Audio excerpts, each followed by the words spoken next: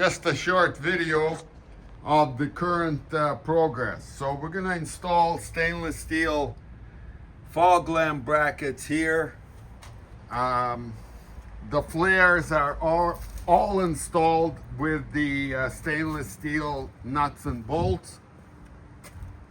We're also gonna do the chrome and stainless steel trunk hinges.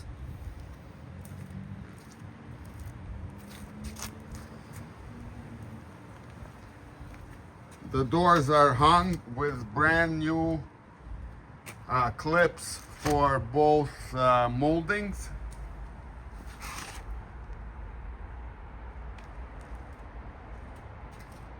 The rear panels are installed.